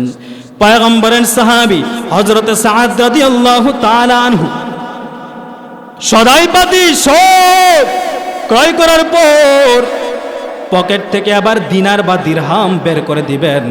হঠাৎ করে কানের মধ্যে শব্দ ভেসে আসলো, কুতিলা মুহাম্মদ, উহুদের ময়দানে আমার নবী দুনিয়া থেকে চলে গিয়েছে, শব্দটা ভেসে চলে আসলো।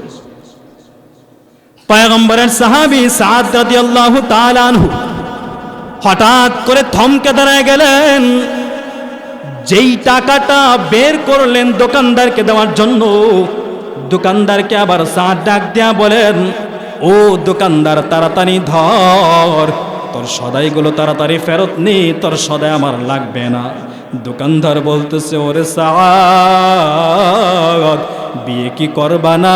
জীবনে মেয়ে পাও নাই, আবার হুরে মাদিনাকে পেয়েছো, বিবাহ ফিরায় দিও না। সদাইটা নিয়ে যাও বাড়িতে, বিবাহের পিড়িতে বসো। সাদ আবার ডাক দেয়া বলতেছে, ওরে দোকানদার, ধর, আমার কথা বলার সময় নাই, আমার নবী যুদ্ধের ময়দানে চলে গিয়েছে। বেঈমানেরা মনে হয় আমার নবীকে আঘাত করতেছে, আমি সহ্য করতে পারি না। সাদ রাদিয়াল্লাহু তাআলা আনহু বলেন, তাড়াতাড়ি সদাইগুলো ফেরত নে। টাকাগুলো নিয়ে অন্য দোকানে গিয়ে একটা তরবারি ক্রয় করলো, আরেকটা ঘোড়া ক্রয় করলো। ঘোড়া ক্রয় করা কালো একটা কাপড় দিয়া সাদের চেহারাটা পেঁচায় নিল, বেঁধে নিল। এবার ঘোড়ার উপরে ওইটা পয়গম্বরের সাহাবী সাদ যুদ্ধের ময়দানের দিকে দৌড়াইতেছে, বীর বিক্রমে দৌড়াইতেছে। সাহাবায়ে কেরাম তাকায় দেখেন, উহুদের ময়দানে কালো কাপড় দিয়া পেছানো একটা লোককে যেন মুসলমানের পক্ষ হইয়া এমন ভাবে যুদ্ধ করতেছে, মনে হয় যেন সব বেঈমানগুলোকে জাহান্নামে পাঠায় দিচ্ছে।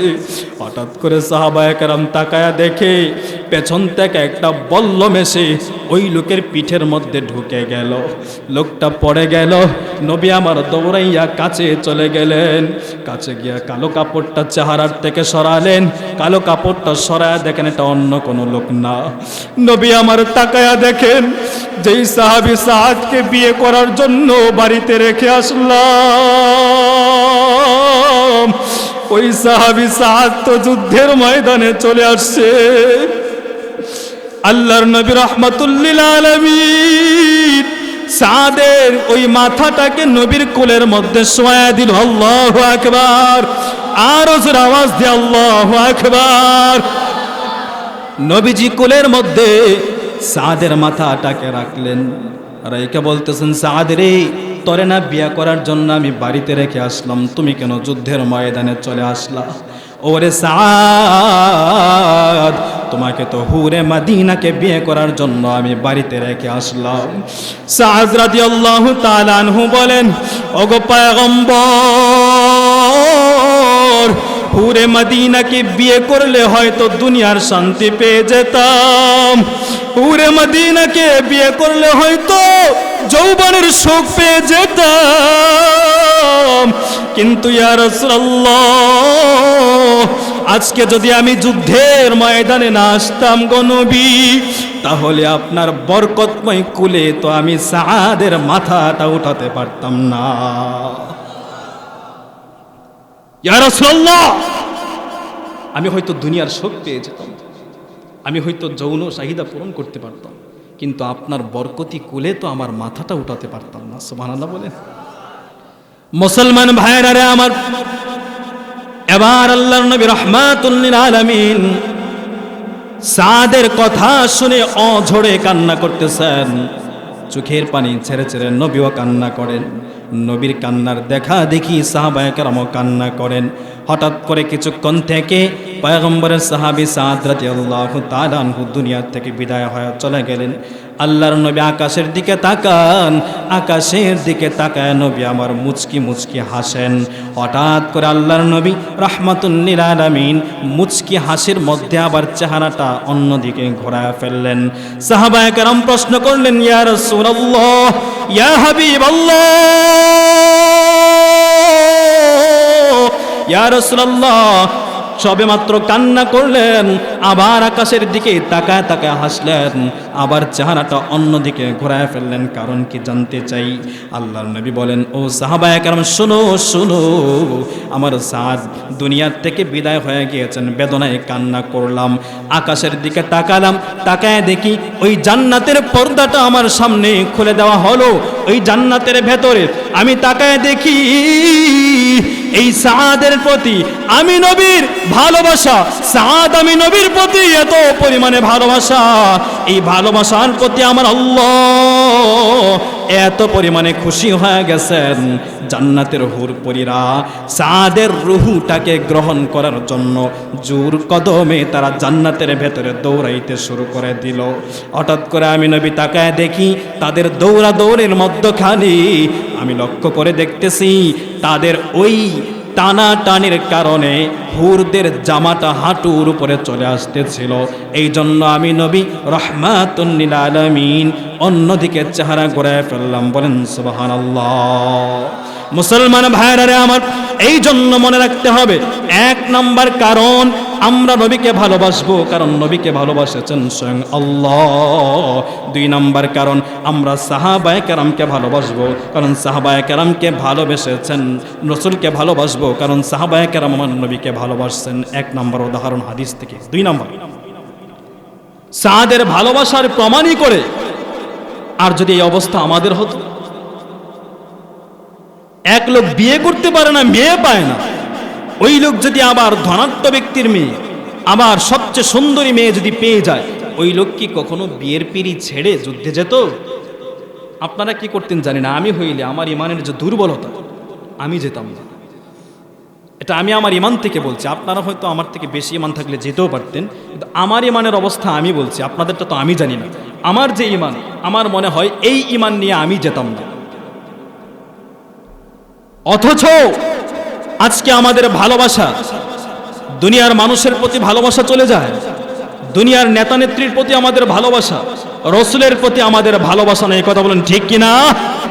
কিছুদিন আগেই তো চলে গেল এর জ্বলন্ত প্রমাণ, বিশ্বকাপ ফুটবল। বিশ্বকাপ ফুটবল প্রমাণ করে দিয়েছে যুবক রসুলকে বেশি ভালোবাসে নাকি নেইমার আর মেসিকে বেশি ভালোবাসে, কথা বলেন ঠিক কিনা? আহারে যুবক, বুঝলা না তুমি নেইমারকে ভালোবাসো, নেইমারের স্টাইলে তোমার চুলের স্টাইল করে নিয়েছো। তুমি মেসিকে ভালোবাসো, মেসির নাম লিখে তুমি জার্সি তোমার গায়ে পরিধান করেছো। তোমার ভালোবাসা তাদের সাথে। আবু দাউদের হাদিস আপনাদেরকে আমি শোনাচ্ছি। রসুল বলেন, মান তাশাব্বাহা বিকাউমিন ফাহুয়া মিনহুম। দুনিয়ার যেই বান্দারা যার সাদৃশ্য গ্রহণ করবে, কিয়ামতের ময়দানে ওই বান্দা তাদের দলভুক্ত হয়ে হাসরের ময়দানে উঠবে। তাহলে আবার দেখেন কি অবস্থা। এক পাগল তো দেখলাম ঢাকায়, আমি যে এলাকায় থাকি ওই এলাকার এক পাগল, ভালো তো বলা যায় না, কারণ পাগল না হলে তো এরকম করে না। ওই পাগল বউয়ের সাথে মারামারি করে বউ তালাক দিয়ে দিয়েছে খেলার জন্য। দুইজন দুই দল সাপোর্ট করে বউ তালাক দিয়েছে। তাকে কি সুস্থ বলা যায়? আরো যেরকম সুস্থ বলা যায়? অথচ তুমি যেই নেতার জন্য পাগল হয়েছো আজকে মরে দেখো, সেই নেতা তোমার পেছনে দাঁড়াবে না। যিনি তোমার পেছনে দাঁড়াবেন তিনি হলেন আমার দয়াল নবী, বলেন ঠিক কিনা? দুনিয়ার মানুষ, আচ্ছা যেই মানুষটাকে আপনি ভালোবাসেন সে নেইমার আর মেসি, আপনাকে চেনে? মানে মাথা কি পরিমাণে বিকৃত হলে পড়ে যুবকদের মধ্যে এগুলোর প্রভাব বিস্তার করে, কি পরিমাণ নষ্ট হলে পড়ে, কি পরিমাণ পাগল হলে পড়ে যুবক এই টেন্ডেন্সি ভেতরে লালন করে। যেই মেসি বা নেইমারকে আপনি ভালোবাসেন সে কি আপনাকে চেনে? আপনার গ্রামের নাম চেনে? বাবার নাম তো ঠিকই চেনে। আপনাদের থানা বানিয়াচং না? বানিয়াচং তো নেইমার খুব ভালো করেই চেনে। আরে ভাই, এই যে ঠিক কথা বলেছেন, অনেক ক্ষেত্রে তারা বাংলাদেশের নামই জানে না, অথচ তার জন্য আমি আপনি এত পাগল, জীবন দিয়ে দেই, কত কিছু করে ফেলি। অথচ আমার যেই নবী মদিনায় শুয়ে আছেন, আমার নবী আপনাকেও ছিলেন, আপনার বাড়িও ছিলেন, আপনার দাদার নামও ছিলেন, আপনার জন্ম সব ছিলেন। রসুল বলেন যে দুনিয়ার মধ্যে কিছু ফেরেশতাকে আল্লাহ নিয়োজিত করে রেখেছেন আমার উম্মতেরা যেই জায়গায় দাঁড়িয়ে, যেই জায়গায় বসে, যেই জায়গায় শুয়ে আমি রসুলের প্রতি একবার দরুদ পড়বে, নাম লিখে, বাড়ির নাম, ঠিকানা, থানা, জেলা, 14 গোষ্ঠীর নাম লিখে আমার রসুলের কাছে ফেরেশতারা পেশ করে আর বলি, ইয়া রাসূলুল্লাহ, বড়ইউড়ির আপনার অমুক বান্দা আপনার উপরে দরুদ পড়েছে। সুবহানাল্লাহ। শুধু এখানেই শেষ নয়, দুনিয়ার মানুষ যখন দুনিয়াতে আসে ওয়া ওয়া করে কান্না করে। আমরাও করেছি, আপনিও করেছেন, সবাই কান্না করেছেন, কিন্তু রাহমাতুল্লিল আলামিন দুনিয়াতে এসে কান্না করেন নাই, তাশাহুদের সূরাতে বসে আল্লাহর দিকে মুতাওয়াজ্জহ হয়ে উম্মতি উম্মতি বলেছেন। সুবহানাল্লাহ বলেন। এখানেই শেষ নয়, আমার নবী নবুয়ত প্রাপ্তির আগে 25টা বছর, 40টা বছর হেরা গুহায় বসে বসে উম্মতকে নিয়ে ফিকির করেছেন। নবুয়ত প্রাপ্তি হলেন মানুষের ধারে ধারে, উম্মতের দরদে তায়েফে মার খেয়েছেন, উম্মতের দরদে ওহুদের ময়দানে দান দান শহীদ করেছেন। এখানেই শেষ নয়, জিব্রাইল আমিনকে আল্লাহ পাঠালেন, জিব্রাইল আমার বন্ধুকে আরশে নিয়ে আসো। জিব্রাইল আমিন জান্নাতি বুরাক নিয়ে নবীর কাছে হাজির হয়ে গেল, বলতেছে, ইয়া রাসূলুল্লাহ, আল্লাহ আপনাকে তার বাড়িতে ডেকেছেন, তাড়াতাড়ি উঠেন। নবী আমার বুরাকে উঠে না, চোখের পানি ছেড়ে ছেড়ে কান্না করে যে আমি যাব আল্লাহর সাথে সাক্ষাৎ করতে, আমার উম্মতেরা কি আল্লাহর কাছে যেতে পারবে? সুবহানাল্লাহ বলেন। জান্নাতে চলে গেলেন, জান্নাতে যাওয়ার পরেও আল্লাহর নিকটবর্তী চলে গেলেন মেরাজের রজনীতে। যাওয়ার পরে সেখানেও নবী আমার উম্মতকে আপনাকে আমাকে ভুলেন নাই। নবী আমার দুনিয়াতে আসলেন তখনও ভুলেন নাই। যেই দিন দুনিয়া থেকে চলে যাবেন ওই দিনও রসুলের শেষ বাক্য ছিল আসসালাত আসসালাত ওমা মালাকাত আইমানুকুম, আমার উম্মতেরা নামাজ, আমার উম্মতেরা নামাজ। এখানেই শেষ নয়, নবী শুয়ে আছেন রওজায়ে আতহারে, সেখানে বসে বসেও নবী উম্মতি উম্মতি করছেন। নবী উঠবেন আমার হাসরের ময়দানে, আদম নবী বলবে ইয়া নফসি, মূসা নবী বলবে ইয়া নফসি, ঈসা নবী বলবে ইয়া নফসি। সমস্ত নবীরা মা বাবা সন্তান সন্ততি সবাই দিক বিদিকে ছোটাছুটি করবে, কিন্তু রাহমাতুল্লিল আলামিন আপনার আমার নবী মাকামে মাহমুদে সিজদায় পড়ে পড়ে উম্মতি করে কান্না করবেন। সাহাবায়ে কেরাম প্রশ্ন করলেন, ইয়া রাসূলুল্লাহ, হাসরের ময়দানে এত মানুষ থাকবে, আপনাকে আমরা কোথায় খুঁজে খুঁজে বের করব? রাসূল বলেন, আমাকে সর্বপ্রথম তালাশ করবা মাকামে মাহমুদে, যদি ইয়া রাসূলুল্লাহ সেখানে না পাই তাহলে মিজানের পাল্লায় তালাশ করবা, কারণ আমার কিছু উম্মত আছে যারা মিজানের পাল্লায় নেকির পাল্লা হালকা হয়ে যাবে, বদির পাল্লা ভারী হয়ে যাবে, তাদেরকে আমি মিজানে পার করে দেব।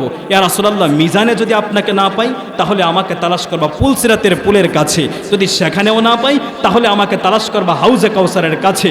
হাউজে কাউসারে জান্নাতের পেয়ালা নিয়ে নিয়ে আপনাকে আমাকে হাউজে কাউসার পান করানোর জন্য রাসূল আমার দাঁড়িয়ে থাকবে।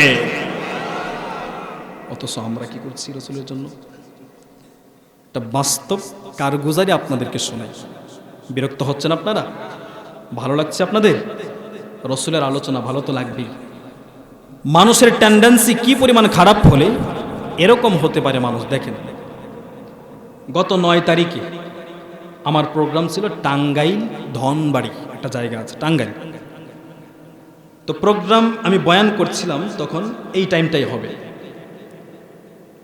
তখন খেলা চলছিল। 9 তারিখে 2টা খেলা, ব্রাজিলেরও খেলা হয়েছে, আর্জেন্টিনার খেলা হয়েছে। শুরুর দিকে হয়েছে আর্জেন্টিনার খেলা, শেষ সাথে হয়েছে, শুরুর দিকে ব্রাজিলের খেলা সম্ভবত, শেষ সাথে হয়েছে আর্জেন্টিনার খেলা। ঠিক না? এই ঠিক না যুবক? মনে হয় কেউ জানে না। জানেন না আপনারা? সবাই জানেন, দেখছেন তো অনেক। তো যাই হোক, বয়ান করছি আমি, বয়ান চলছে, এভাবে আপনাদের মতো মানুষ বসে আছে। কিন্তু আজীব বিষয় হলো মাহফিল যারা আয়োজক যারা আয়োজক বৃন্দের কাউকে আমি খুঁজে পাচ্ছিলাম। জিজ্ঞেস করলাম যে কমিটি কোথায়, মাহফিল যারা সাজিয়েছে তারা কোথায়? বলছে হুজুর তারা মাহফিল সাজিয়ে তারা খেলা দেখতে গেছে। নাউজুবিল্লাহ বলবেন না? তো মাহফিল সাজিয়ে দিয়ে আপনাদের মতো এইভাবে শ্রোতা বসিয়ে দিয়ে যেই যুবক পোলাপান মাহফিল সাজিয়েছে তারাই আবার বড় পর্দা দিয়ে এখান থেকে কিছু দূরে খেলার আয়োজন তারাই করেছে। এখন এখানে মাহফিলের কাজটা শেষ, মোটামুটি খেলা চলছে, মাহফিল তো চলছে, বক্তা বয়ান করতেছে, শ্রোতারা শুনতেছে, আবার খেলার কি অবস্থা ওইটাও তো দেখতে হবে, কারণ এটাও তো তারাই আয়োজন করেছে। তো কপাল কি দেখেন, বয়ান শেষ করে চলে আসছে।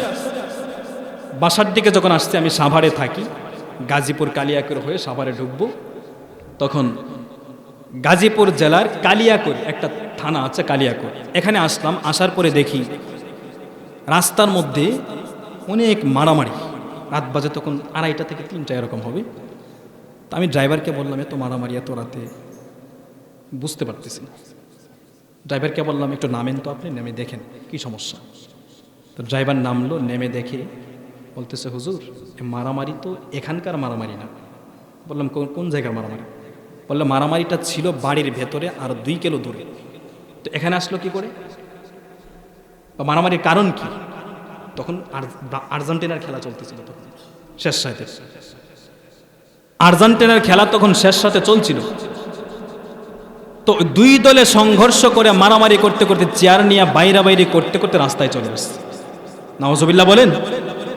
আহারে যুবক, তোমার মাথার তোমার মেধা কি পরিমাণে বিকৃত হলে পরে তোমার টেন্ডেন্সিটা এটা তুমি লালন করো। অথচ রাসূল বলেন আমার উম্মতদেরকে হাউজে কাউসার পান করানোর জন্য আমি হাউজে কাউসারের কিনারায় দাঁড়িয়ে থাকি। কি দুনিয়াতে আমরা বসবাস করছি! এই হলো অবস্থা। তো আল্লাহ আমাদেরকে এই সমস্ত অপসংস্কৃতি থেকে বের করে নিয়ে আসুক, বলুন আমিন। মুসলমান ভাইয়েরা আমার, আল্লাহর নবী রাহমাতুল লিল আলামিন সাহাবায়ে কেরাম নবীকে কি পরিমাণ ভালোবাসতেন, ছোট্ট আরেকটা উদাহরণ বলে শেষ করে দেই। আল্লাহর নবীর একজন সাহাবী, যেই সাহাবীর নাম হলো হযরত আবু বকর সিদ্দিক রাদিয়াল্লাহু তাআলা আনহু। নাম শুনেছেন সবাই? আল্লাহর নবী ডাক দিয়ে বলেন আরহামু উম্মতি বি উম্মতি আবু বকর। আল্লাহর নবী বলেন আমার উম্মতের মধ্যে যত উম্মত আছে এর মধ্যে সবচেয়ে নরম দিলের অধিকারী হলেন আবু বকর। পয়গম্বরের সাহাবী আবু বকর আনহু এত নরম পর্যায়ের সাহাবী আবু বকর সিদ্দিক রাদিয়াল্লাহু তাআলা আনহু রাস্তা দিয়ে রওনা করলেন। রাস্তা দিয়ে রওনা করার পরে হঠাৎ করে শুনতেছেন কে যেন আবু বকর নিজেকে গালি দিতেছে। আবু বকর জবাব দেয় না, রাস্তা অতিক্রম করে চলে যায়। আবার কিছুক্ষণ যাওয়ার পরে আবু বকর শুনতেছেন কে যেন আবু বকরের মাকে গালি দেয়। আবু বকর জবাব দেয় না। আবার কিছুক্ষণ যাওয়ার পর আবু বকর শুনতেছেন কে যেন আবু বকরের মায়ের নাম ধরে ধরে গালি দেয়। বলুন তো এইরকম নরম মেজাজের মানুষ সমাজে আছে নাকি, যে মাকে গালি দেয় তারপরেও কোনো জবাব দেয় না? আছে এরকম? আপনাদের এখানে আছেন? আরহামু উম্মতি বি উম্মতি আবু বকর ওয়া আশাদ্দুহুম ফি আমরিল্লাহি উমর। আবু বকর মাকে বাবাকে সবাইকে গালি দেয়, কিন্তু আবু বকর দাঁড়ায় না। হঠাৎ করে শুনতেছে কে যেন গলা ছেড়ে ছেড়ে আমার নবী রাহমাতুল লিল আলামিনকে গালি দেয়। আবু বকর আবার পেছন দিকে ঘুরে দেখেন এক ইহুদি একটা গাছের নিচে বসে বসে রাহমাতুল লিল আলামিন সাইয়্যিদুল মুরসালিন প্যারা নবীকে গালি দিতেছে। বলেন নাউজুবিল্লাহ। আবু বকর সিদ্দিক রাদিয়াল্লাহু তাআলা আনহু নরম সাহাবী, নবীকে গালি দেওয়ার সাথে সাথে দেরি করেন নাই, পেছন দিকে ঘুরে দেখেন একটা ইহুদি হাতাটা গুছাইয়া কষে একটা থাপ্পড় গালে বসায়া দিলেন।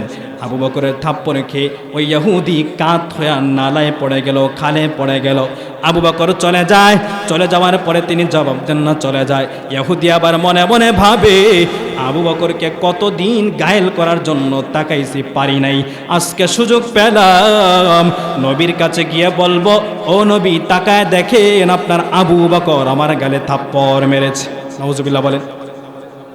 নবীর কাছে ইহুদি গিয়ে বলতেছেন ইয়া রাসূলুল্লাহ, ওগো পয়গম্বর, এই যে তাকায়া দেখেন আপনার সাহাবী আবু বকর আমার গালের মধ্যে থাপ্পড় বসায় দিয়েছে গো নবী। নবী আমার বিশ্বাস করেন না। কারণ কিভাবে বিশ্বাস করবেন? নবী তো জানেন আবু বকর কেমন নরম সাহাবী। নবী আমার বলতেছেন না না, আবু বকর তোমাকে থাপ্পড় দেয় নাই, তোমাকে থাপ্পড় দিয়েছে হয়তো উমর, তুমি হয়তো নামটা ভুল করেছ। কারণ নবী ভালো করে জানেন উমরের কাছে কথার কোনো সমাধান নাই, কথা বলার আগে উমরের তরবারি আগে চলে যায়।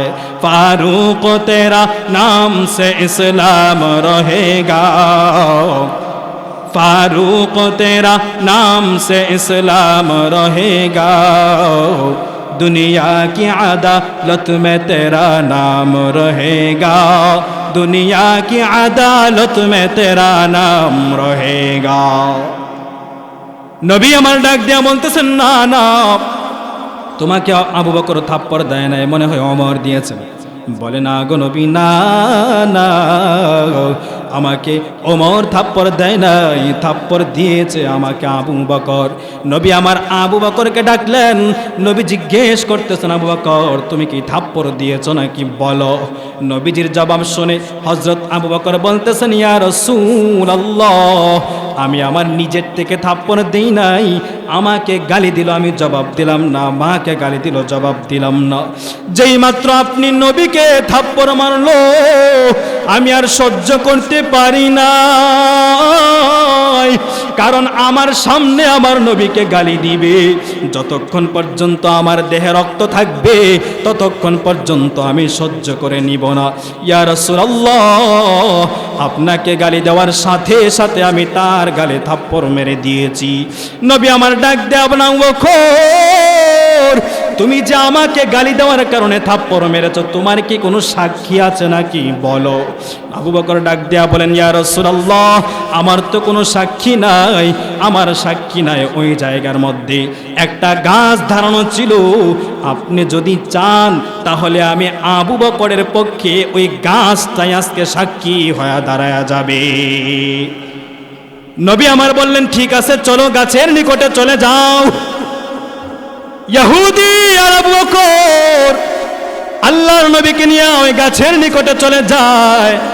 গাছের নিকটে যাওয়ার পর নবী আমার বলতেছেন ও গাছ তুমি বলো বলো, তোমার কাছে কিছুক্ষণ আগে কি হয়েছে তুমি বলো। বলুন তো আমার নবীকে গাছেরা চিনত কিনা চিনত না। আমার নবীকে সবাই চিনতো। আল্লাহ তাআলা গাছের জবানটা খুলে দেয়, গাছ আবার আমার নবীর উপরে শাহাদাতের সাক্ষী দেয়। শাহাদাতের সাক্ষী দেয়া বলতেছে না গো পয়গম্বর, আবু বকর ওই ইহুদিকে এমনি এমনি থাপ্পড় দেয় না। ওই আবু বকর যখন সে আপনাকে গালি দিল, সাথে সাথে খসে একটা থাপ্পড় তার গালে বসায়া দিল। সিদ্দিক তেরা নাম সে ইসলাম রহেগা, सिद्दीक तेरा नाम से इस्लाम रहेगा, दुनिया की सदाकत में तेरा नाम रहेगा, दुनिया की सदाकत में तेरा नाम रहेगा।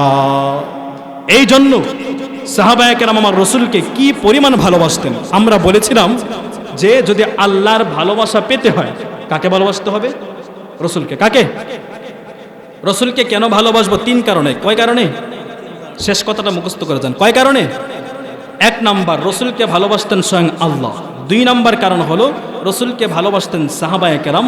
3 নাম্বার কারণ হলো রসুলকে ভালোবাসতেন তামাম দুনিয়ার সমস্ত মাখলুকাত।